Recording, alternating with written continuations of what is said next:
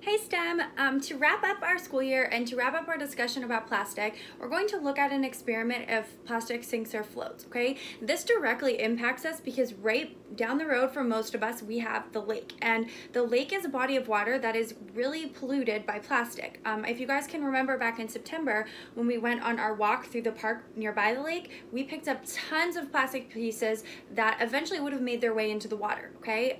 It's important to understand that even litter you find on the street, it can get washed into sewers and it can get washed right into the lake as well, okay? So with this experiment, what we're gonna be looking at is how plastic getting into the lake affects different types of organisms that live in there. Okay, so there are 3 zones of where animals like to live and where their feeding habits are. So based on those zones, they will eat certain types of plastic, whether it sinks or floats. Okay, so the first zone is the surface zone, and the surface zone is literally anything off the top of the water. So where it's actually meeting the air.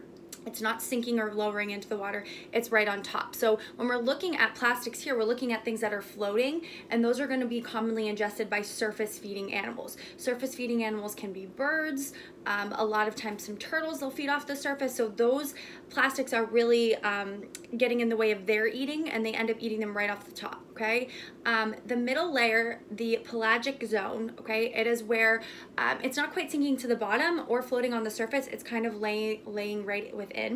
And a lot of diving birds will eat in this area because they will stick their beaks in the water and pull out a fish that lives in that zone. So if plastic is kind of being buoyant, which we like to say means it's floating in there, a lot of animals will eat from there, like fish as well, okay? And then the last zone is the benthic zone, which is basically bottom feeders or along the floor with the sand, the rocks, and the mud. So animals that eat along the bottom are going to be affected by plastic that sinks down into that zone, okay? So we are going to look at a bunch of different plastics here, and you're going to have to watch whether it sinks, floats, or kind of stays buoyant in the middle, okay?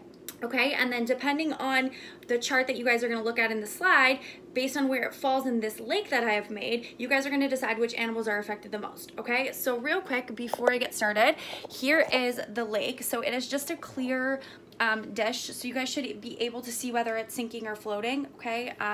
And that is sort of what's going to represent our Lake Erie for now. So I'm just going to drop some items in. I'm not really going to say much about it. You guys are going to watch this video, and then you need to fill out the table whether it's sank, floated, and then which zone it fell into, and then which animals would be affected by it, okay? So to start, we're going to start with just a regular plastic water bottle. These are really, really littered, and these are found all over the place, and the plastic water bottle is going to stay up on the surface of the water, okay? So you can see it is floating. If we fill it with some water, it will start to sink a little bit. So if it is an uncapped water bottle, eventually it will stay buoyant or it will sink to the bottom, okay? So depending on how you look at plastic water bottles, they kind of fall into all of the zones in the lake, okay? So that's the first one. All right, then we have a shampoo bottle. So a shampoo bottle is going to kind of float, but also kind of sink. So it's going to fall into that middle zone, which is going to be floating below the surface. And remember, a lot of times these are cut up into little pieces or they've broken apart. So parts of them will sink in certain areas and parts of them will float, okay? But the shampoo bottle is going to fall into that middle zone and it's going to float beneath the surface, okay? Then we have food packaging. So this is just a piece of food packaging that I actually took off of a piece of cheese, okay? So it's just clear food packaging, all right? And when we put it into the water, so you guys can get a better look at this, okay? I don't know if you can see very well. It is floating up there on the surface, okay? We can push on it a little, but it's going to just come right back up to the surface, okay? So this one is going to be a surface floating plastic.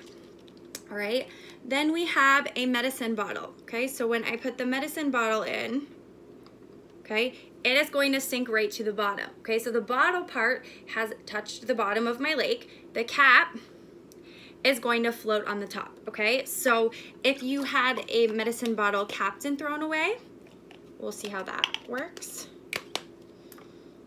Okay, the capped medicine bottle is also floating toward the bottom, okay? So separate, which is how a lot of things get thrown away, the medicine bottle is going to sink right to that bottom level of the lake, okay? Then we have a plastic bag. So I just ripped a piece off. A lot of times plastic bags are ripped or torn, and they will be floating all over the place. So here we can see that the plastic bag is floating. Now I can push on it a little and try to sink it, and it will go to that middle layer. So the plastic bag, depending on how it has fallen, it's either going to stay to the surface or it's going to fall into that middle layer. It's not going to sink all the way to the bottom, okay?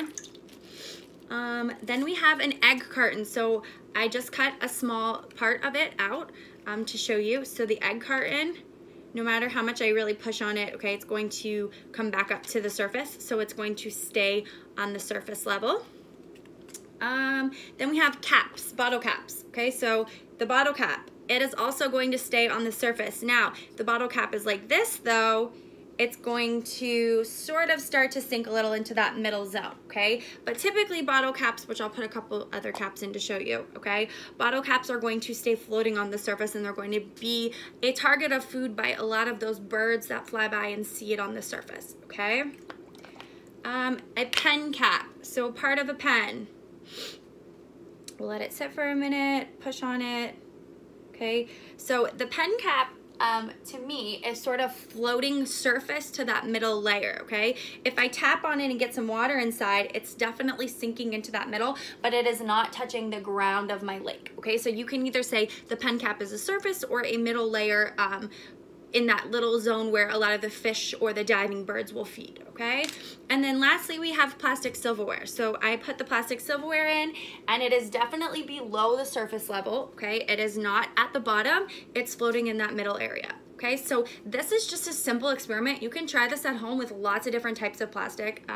I just picked some of the more common pieces or items that we typically have around our house, okay? And things that we might not know if we recycle or we put them in the right spot, and they end up going into the water, okay? So you can see that plastic doesn't always stay on the surface, it doesn't sink to the bottom, it's always going to be in a certain zone, and then the animals are going to be affected by which zone it falls into, okay? So if you guys are interested in trying this at home, you just need water and different items of plastic and see how they sink and float, and you can let me know what you guys find out, okay? If not, get this experiment done, use the table to fill in your information, and let me know if you have any questions. Bye guys!